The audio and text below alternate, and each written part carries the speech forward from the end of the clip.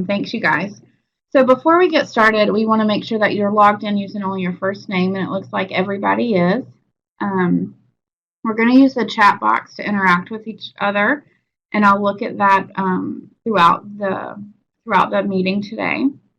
We do record our virtual classes, but we want to make sure that you know that we anonymize all participant names so that your names will not show up, and the comments are not going to be connected with your name. To get credit for Perkle points for attending, at the end of this, when we get finished, I will link you guys over to a survey, and that will allow you to be able to fill out some information where we will ask for your first and last name so that we're able to keep up with attendance. If anybody has any questions, type them in the chat box, and we'll go ahead and get started here.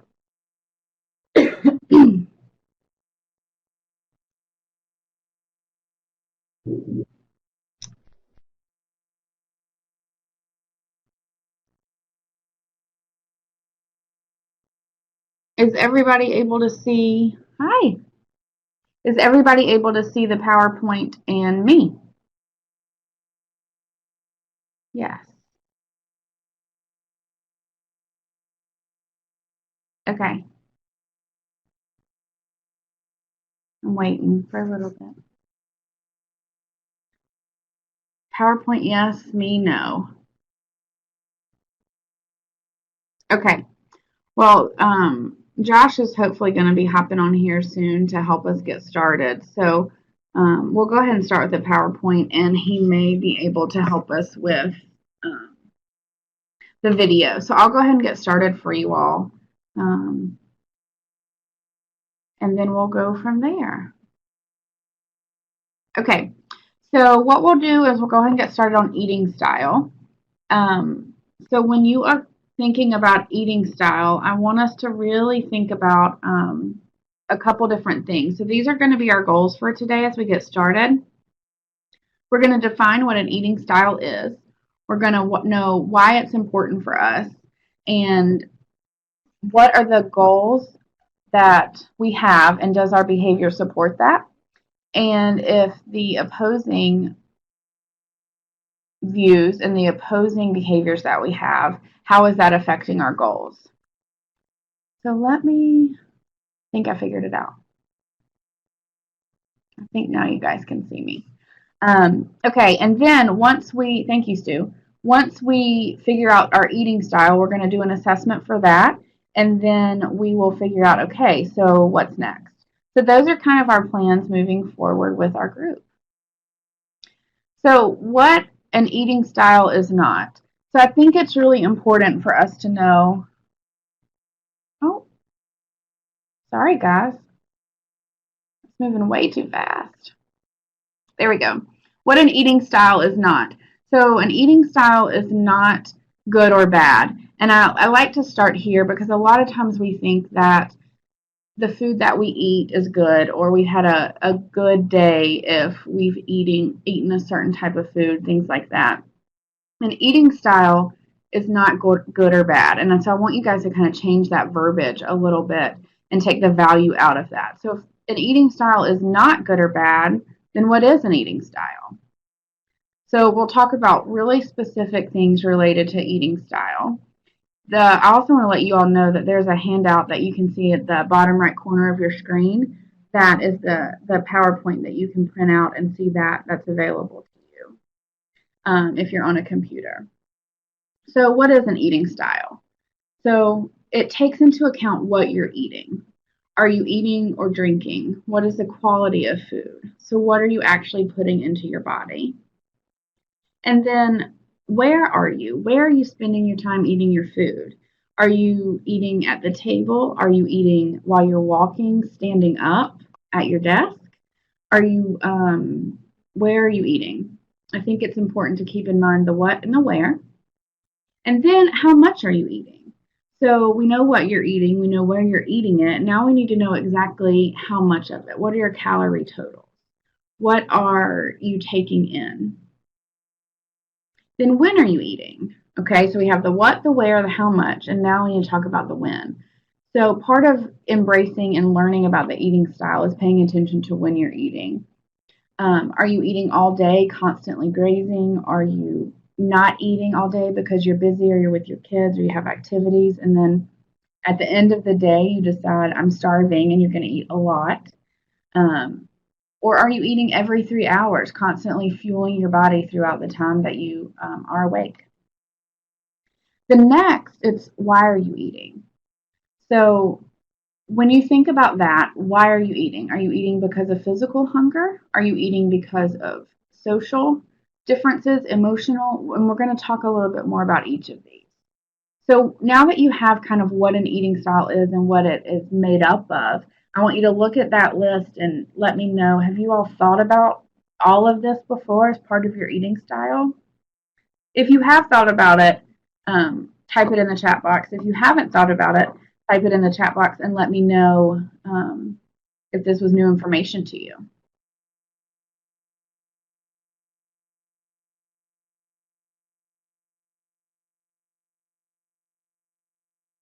Yes, yes, good, good. I'm so glad that you guys are thinking about it. Um, that is awesome. Sorry, I'm trying to make some adjustments so we can see more of the chat box.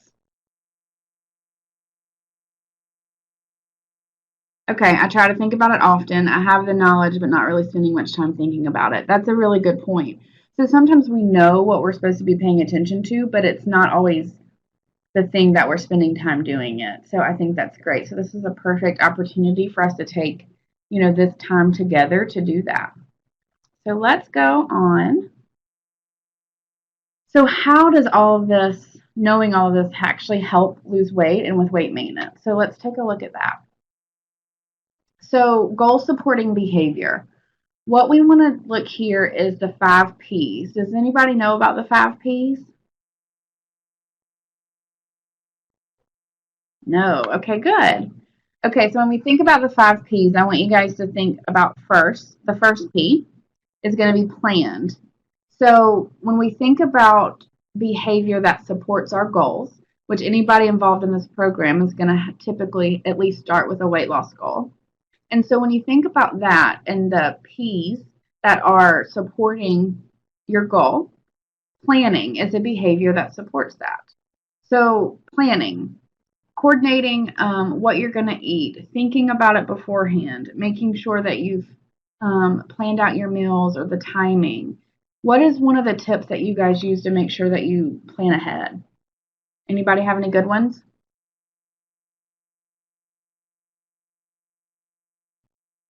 Somebody's typing.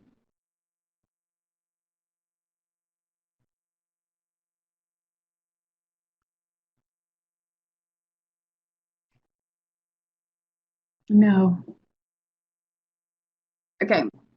I cook all my lunches for the week on Sunday. Kathy, that's awesome. That's really, really awesome because prepare meals ahead. Pre-journaling. Good. Good. So yeah, cooking meals in like on Sunday, like I call it like meal prep or meal batch cooking. I think that's really, really helpful because you already have it made. You can just heat it up, especially for those of us that are working, we're busy, things like that. It can be super, super helpful. And then pre-journaling. I love this idea, whether it's in the morning or the night before. Filling out your journal beforehand forces you to kind of think about your day. So what kind of snack am I going to be able to have? What is the time frame? What do my activities look like tomorrow? Those are great, great, great examples. So portion controlling. This is another P that is a behavior that supports your goal. So when we think about portion controlling, it can really be helpful to think about how we can portion control. Some people use scale measuring cups, and the dietitians talk with you about like the deck of cards, the different sizes, our palm, and also pre-packaged food. Sometimes the 100-calorie nut packs, things like that, are really good ways and tips about how to portion control. Proportionate. So we want to make sure that our nutrition is balanced. So that's why we give you the specific guidelines at the beginning of your program to make sure that you're eating exactly what's needing. You're right, Diana. Kevin definitely talks a lot about the peas. Thank you, and I know it's probably not easy to chat on the iPad. So thinking about the type of portion are proportionate of the macronutrients, and the dietitian and the medical team does a really nice job of kind of helping lay that out for you. And there's multiple different reasons why that's so important. Okay, the proper place. Make rules about where you can eat and cannot eat, making sure that you're intentional about where you're eating, and we'll talk a little bit more about that as well. Okay, peaceful. This is one that, oh, excuse me 1 second. I think that we don't always think about, but I don't know about you guys, but in the evenings when I get home, it is sometimes crazy at my house because we're all just getting home, we're getting supper ready, we may have an activity, there's homework, there's different groups, things like that. So making sure that when you're eating, it's to really sit and be mindful. Even at work sometimes, making sure that you're getting up away from your desk or taking time to step away for a little bit while you're eating, because that allows you to be more mindful while you're doing it. So a peaceful is the last P to one of those behaviors. Okay, so now we're going to talk about, so those were all behaviors that help us get to our goal. And now we're going to talk about behaviors that can really kind of make it hard to get to our goal. The 5 G's. So you're looking at grazing, grabbing and going, gulping, gorging, and goodies. So I think that grazing is self-explanatory, right? So that's not having those like specific eating episodes. That's when we're really taking all day to eat. Goodness. Yes. So when we're taking all day to eat, grabbing and going is another one. So just grabbing and going, quickness. And oftentimes, if we're not planning, which was one of the P's, then the grabbing and going can be a really easy thing to do, and that can really kind of set us back a little bit in our goals. Those are your specialties. So we can change those. So the next one is gulping, eating too fast. Making sure you can set your fork down in between bites, different things like that. Gorging, eating more than your calorie allowance.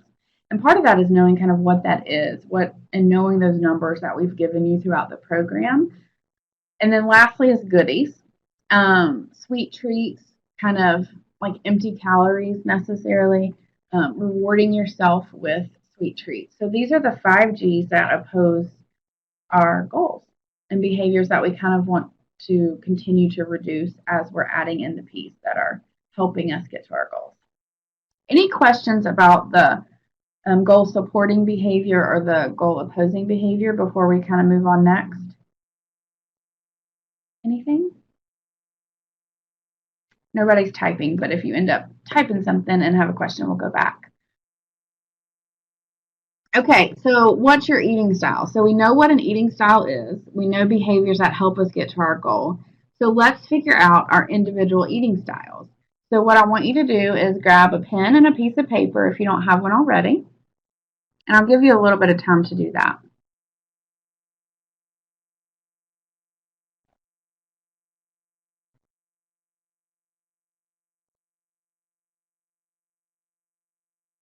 Okay, and I'm going to walk you through the self-assessment and explain some things for you guys. And I'll try and do it pretty slowly so that we can see it.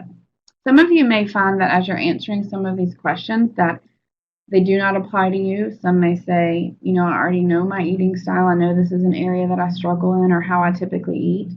So, so some of you may have more awareness than others, and that's great. But I would still challenge you to answer them as honestly as possible because you may be surprised. So let's take a look. So section 1, I've unidentified these so that way you're not led one way or the other about which area this goes in. So what we'll do is first we'll go over the scoring, and I'll show you guys what the scoring looks like. So you're going to put 1 down if the statement does not describe you at all, 2 if it describes you a little bit, 3 if it describes you fairly well, and 4 if that's like, all right, that's me. Okay. So I overeat when. So here's the first one. I'm feeling stressed or anxious. So what I want you to do is write down a number, whether that's 1, 2, 3, or 4. So if you're somebody that can say, I am a stress eater, then that will be a 4 for you. Okay?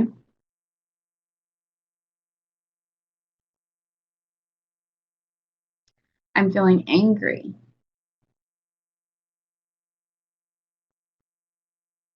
I'm feeling depressed. I'm feeling bored. I'm happy or celebrating. Does anybody need more time for that? So what you're going to do now when you have all of those answered, I want you to total your score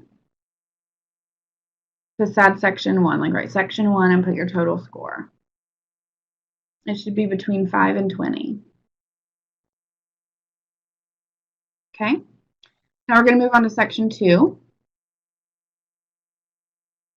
The scoring is the exact same, but I put it up here so you guys can see it again. When eating with others, I'm the first to finish my meal. So if you're always done and people are, just now getting to their food, that's the thing that you'll click. I tend to nibble when preparing or clearing up after a meal. If you're picking off people's plates or tasting food before that you serve it, things like that, that's you. I regularly have second helpings of food that I enjoy. I eat in places other than the kitchen or the dining room. I tend to clean my entire plate even when I'm full. So take a look at those and answer those 1 through 4 to see kind of which one fits you the best. And we'll give you guys just a quick second.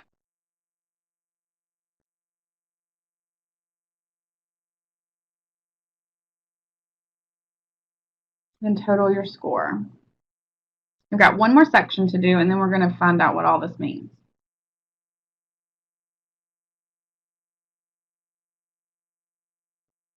Okay, section 3. Again, the scoring's the same. I tend to eat more when I'm with certain people.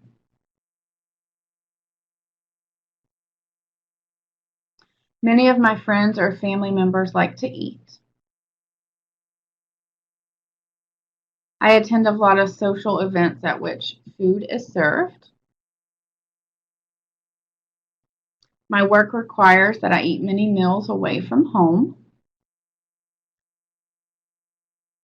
At a social event, I have a hard time controlling my eating.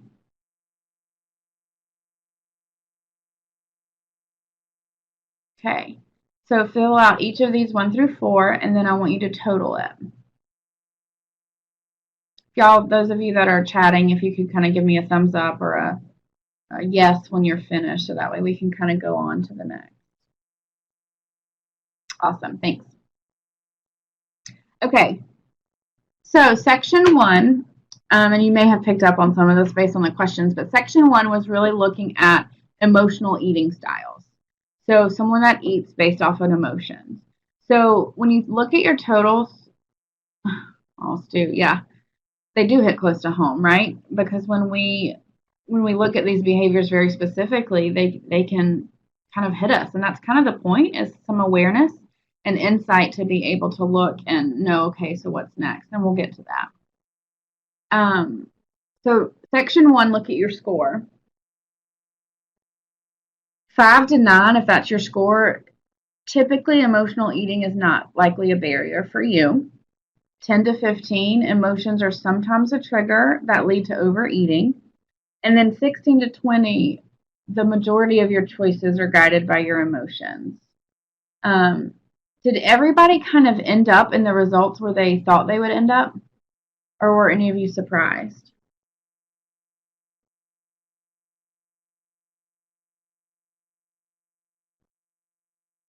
Yeah, where you thought you'd be. Yeah. I think anybody that once you come into this program, I think it's really we start to get a lot more insight. Stu, okay. I thought it'd be emotional, not emotional, but I'm in the middle group. Okay, thank you for that, Stu. So yeah, we gain a lot more insight sometimes into kind of what drives us to eat.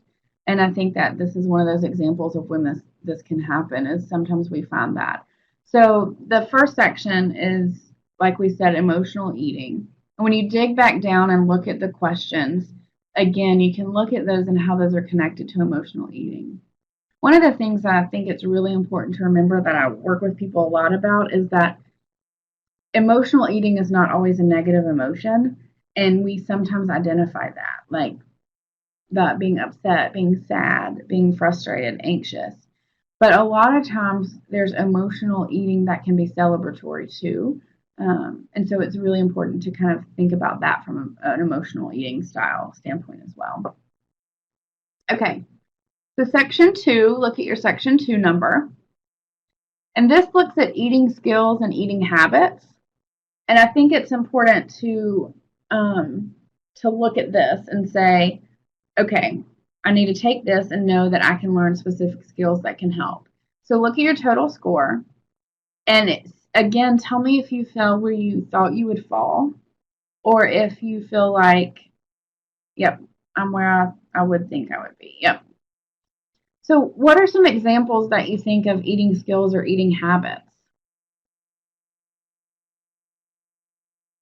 We talked about some during the assessment, of course, but is there any that you particularly struggle with, you think?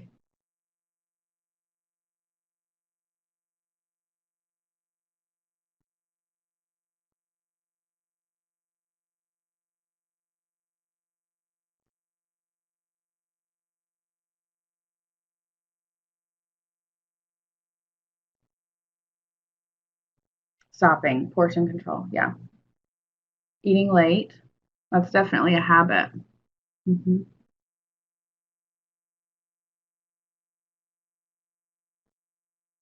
Okay. Eat in the car coming to work, yep. Having seconds and the blue moon done. Yep. So these are all things that are related to habits. And sometimes we don't even notice that we're doing them. And or we're already there and it's happening, or you've picked up the extra crumb or whatever off your child's plate. Some of that stuff can happen, and the mindfulness and awareness about it is not present for that. And so that's going to be a huge component of one of the ways that we can help combat and kind of hone in on this area if that struggles for you. Based on section 1 and section 2, emotional and then habits, are they the same, or do you guys notice a difference in the areas that may be more likely to impact your weight loss?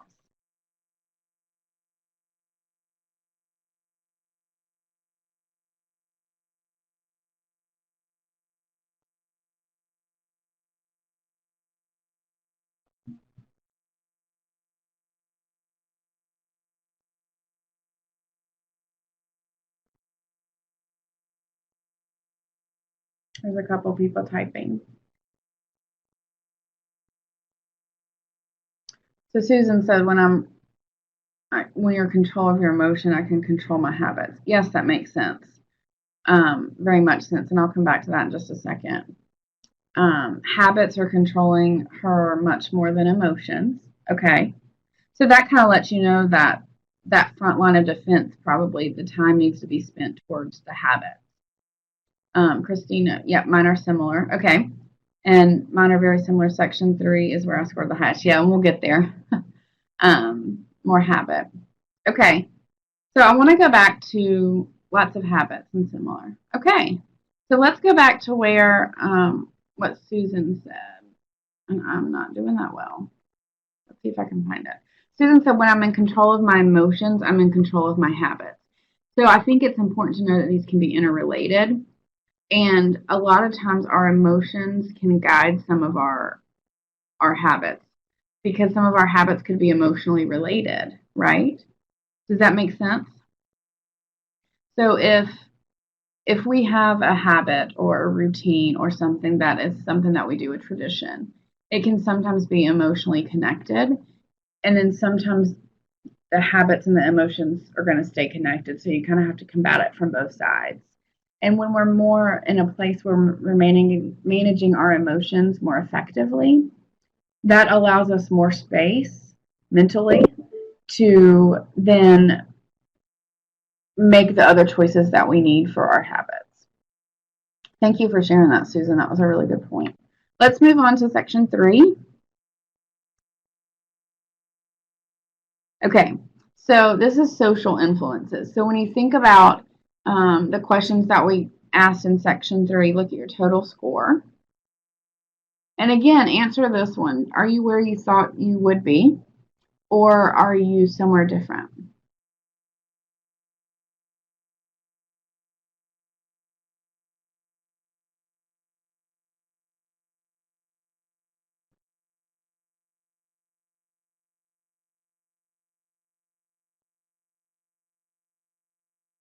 Y'all are very insightful and very self-aware. A bit higher. Okay.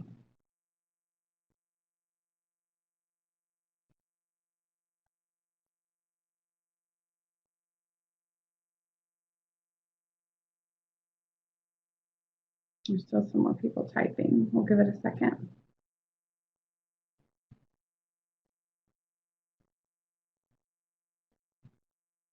Okay. So when you look at all 3 sections, that's really good. That's a good reflection. Why do you think that is, Diana, if you don't mind me asking?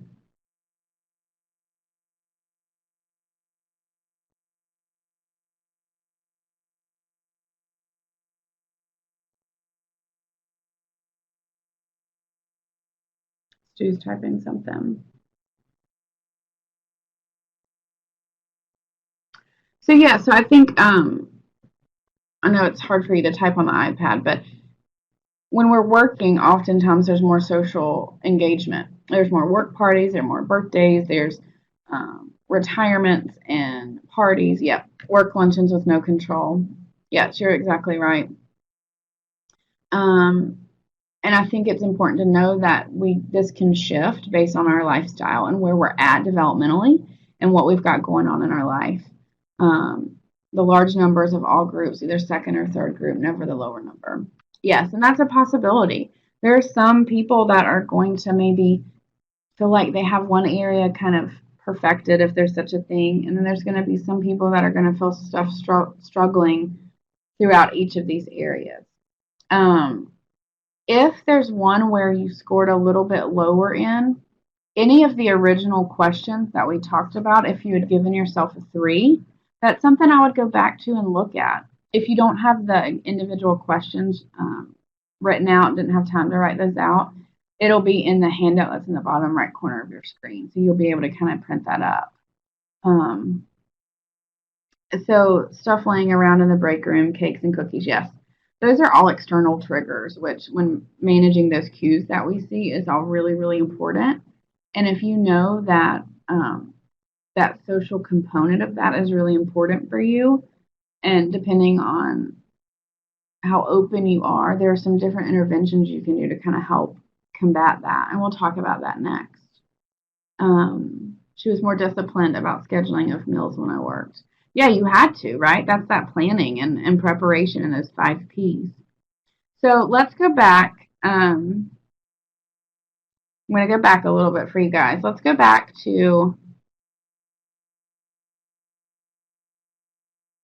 emotional eating, which is section 1, right? Yeah. Sorry, this is taking me so long. So let's go back to section 1. I want us to look at this together and tell me what tips you guys use to kind of combat this style of eating. What do you do to help you not have as much control over your food choices? What have you done that's helped you be successful?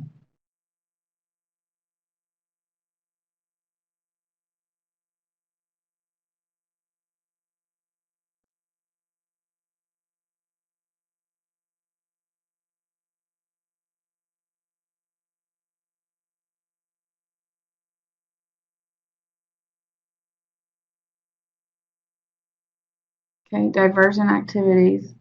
Drink water is my single weapon against everything. I'm not deep. There's nothing bad about water. Find another activity. So what y'all are talking about is kind of what we refer to as a pleasurable activity list, and being able to beforehand come up with a list of activities that you know that you're going to enjoy and you're going to want to do, so that when you feel that you want to eat out of an emotion, boredom, definitely another one, if you want to eat out of boredom or sadness or things like that, what is something that I can do to replace this activity that has nothing to do with food? And sometimes I think it's even helpful to add in a component that is something that you can do that's not compatible with eating. So knitting, working out, if that's something you enjoy doing, stuff that uses your hands, right? Because if we're involved in something with our hands, even if it's a puzzle, that's not going to be compatible with eating as easily as maybe watching TV. Not that that can't be on your list, but just be mindful of that can be a trigger in itself for some people. So, okay, so this is section 1. So let's move on to the next one and we'll talk about tips for that. I like all these tips. That's great. So section 2, these are the eating habits. So what are some tips that you all have specifically found, or that one of us have told you, that you think is really helpful to combat maybe changing habits, traditions, and eating skills that you have?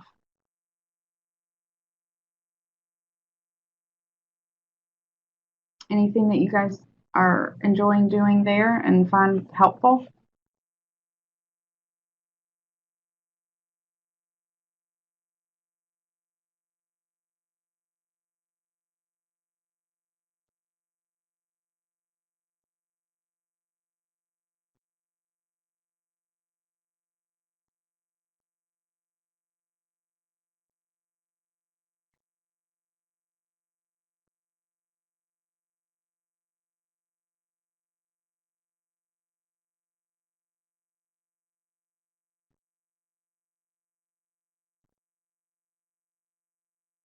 You guys are typing some good ones. Here it is. When eating out, I now always divide my food in half before I start and only eat half. That's a great one. Great one. I use smaller plates to cut down on portion size. Yeah. So if you're somebody that's used to habitually wanting your plate to look full, or it's always looked full, that's a great way to kind of trick our mind into thinking our plate is full. That's great. I've tried to stop eating standing up. That's a good one. That's very good, because when we're standing up, normally that means we're not in that peaceful place, which, remember, is one of those P's. Leave something on the plate in reverse order of healthiness. Eat the healthy first. Research menus before we go out to choose a place. That's awesome. One of the things that I think is, if you know you have to travel a lot or you eat out a lot, one of the things that I suggest for people is to be able to like pick 3 places, and know that what you would get to eat at each of those 3 places. So that way, if somebody at work, or if your family, or you forgot to thaw the chicken, or whatever it may be, you may have a go-to option that you can say, all right, I know at this restaurant I can get this item, and this is what's in it, how many calories it is. So you already have that plan in place to be able to do that. I force myself to put my fork down while talking during dinner. Yes, I love that idea. Putting your fork down and beginning to converse and not just eat helps slow you down, which is then going to allow your body to feel full faster, or you to recognize that it's feeling full, I should say. Only cook enough for 1 serving. That's good. Get rid of the leftovers. Sometimes that can be difficult for people, and they have leftovers anyway, so we'll talk about some tips for leftovers later. I missed one. Let me get back up to it. I can.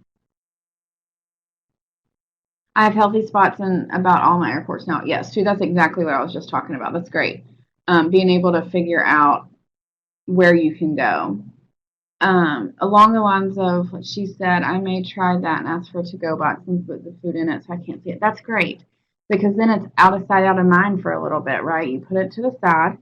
It's not even on your plate anymore. You've removed it, because, yeah, you can still nibble on it because it's in front of you. And then what if by the time your server comes back over, if they got busy, and you get the to-go plate and you look down and part of the rest that you're going to save is gone? So, yeah, get the to-go box when the food comes. That's a great one. I was going to suggest a restaurant where I could get a salad. then looked at their nutrition info and their salads were all over it. Yes, yes. And I think that's important to make sure it's before it's the moment.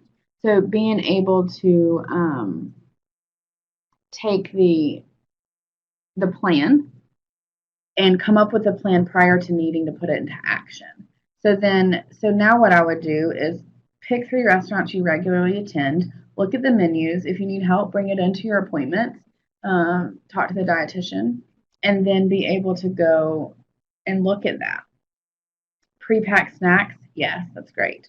Firebirds has a nutrient calculator. I was able to remove 1 item on the salad and go from.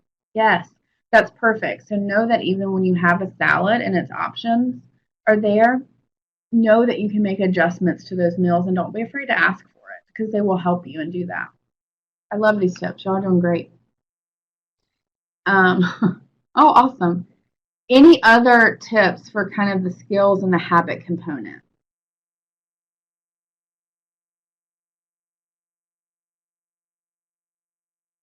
I got somebody typing, so we'll hang out for a little bit longer and then we'll go on to section 3.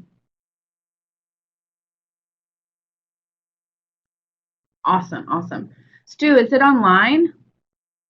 Like, is it just a regular website? Looky there. What a wonderful resource. Thank you so much. That's great. Okay, so we'll move on now to section 3.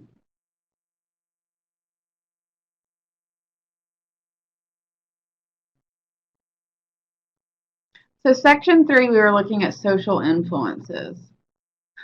Me too, Marsha. I was thinking the same thing, like a love button, right? Okay, section 3, social influences. What are some of the things that skills specifically related to this that you found helpful in social influences?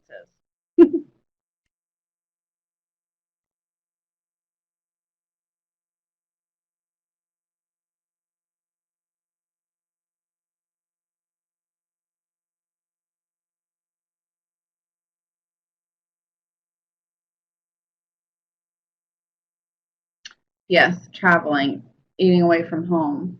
Yes. And I think that can lead into some habits too. And then that's where they can kind of all be disconnected, or connected, excuse me. But it sounds like you found some habits and skills that can change that can actually help with the social eating as well.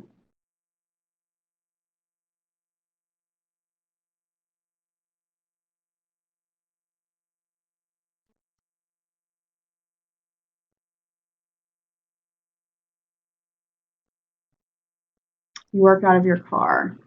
Yeah. That's really, really tough, and that's a tough one. That's when it's important to know that that's some of your eating style. So it may be hard for you to say, okay, I'm not going to eat my car when you're working in your car. So is there a park that you could pull over and pull to the side and find a picnic table? Because that can look a little bit different. Pack your lunch. Um, I have a friend who I love to be with, but always chooses restaurants without good choices. I try to pre-select the restaurant. That's a good idea to pre-select and get her to decide on that beforehand.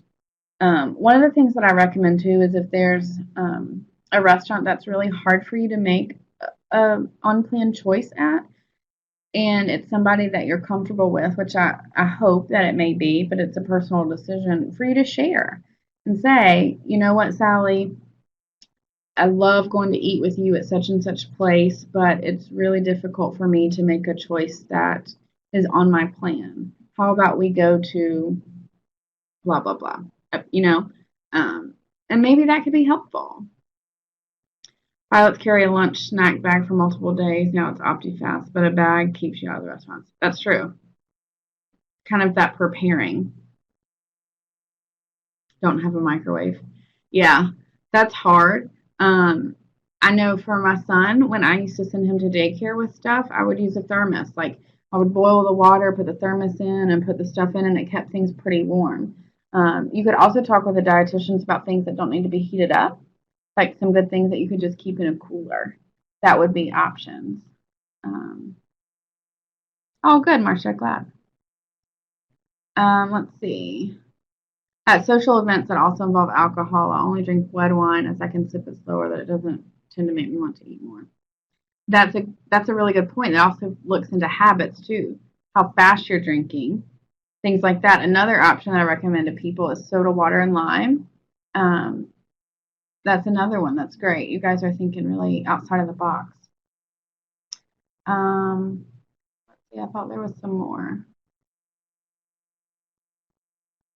I limit my social outings and we usually have a protein bar before arriving. Yes, eating beforehand, keeping up with your timing is absolutely pertinent, I think, to being able to control your hunger. So the whole idea, and this is kind of getting into managing cues some too, but I think it's okay, is that when we are physically hungry, it is harder to manage some of the things that we're talking about here, like the social influences, the emotional stuff. Exactly. That's exactly what I'm talking about. Don't go grocery shopping when you're hungry. Same thing. Don't go to a party when you're hungry. Make sure your timing is on point as much as you can and be prepared for that. If it's another idea that I love for social events is if it's an event that's like potluck, make sure that you bring something that is on your plan that you're going to be able to partake from so that you at least know that you have something that you have.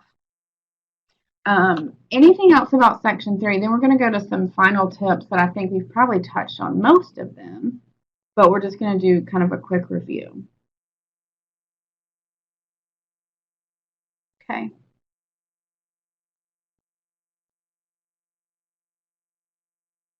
Just let me get there. Okay. So now what? And we've talked a lot about these, but these are some of the ones that I had thought about previously that we can just quickly run over. Increase your awareness with your emotional check-in. So sometimes people will say, I'm not an emotional eater, or I do not eat when I get sad, things like that. But a lot of times, what we find is that they're eating and can't really trace back an emotion because they're not really thinking about it. So, if we become more aware of our emotions, we can then maybe find a pattern that maybe we eat when we're sad or frustrated or angry or happy. And then that allows us the space to know what area may be a barrier for us and then put skills for that.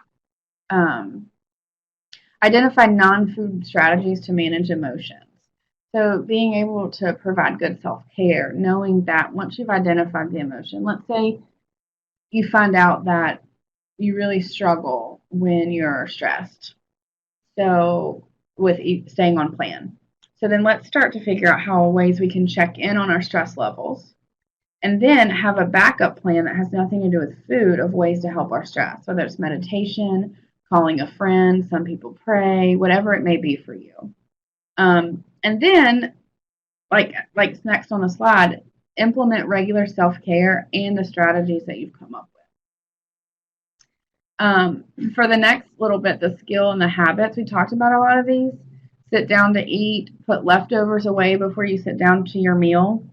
One of the things that I like to do is when we cook supper, we'll typically make 4 servings, and there's 3 of us at home, and so I'll go ahead and get my like divided container out, and as we're serving ourselves, the serving that's left over, I go ahead and package up for lunch and then put it in the fridge, so it's gone. It's typically my lunch the next day or a day later, and it's gone out of sight. So that's a tip for being able to put that away. Measure your food for portion control. We talked about that, and eat from a plate. And we even talked about eating from a smaller plate. But even if something comes like in a bag or things like that, try and measure out and get out what your allotted amount is and not just eating from the bag. Socially, bring food with you. We talked about that, the timing. Have go-to restaurant choices with planned menu options. And then the last thing, and I think this is really important, is not just ways that you can change for yourself, but ways that you can change your social environment. Maybe it's starting those non-food related social traditions with friends and family. A girlfriend of mine we used to meet for lunch. And I was like, why are we doing that?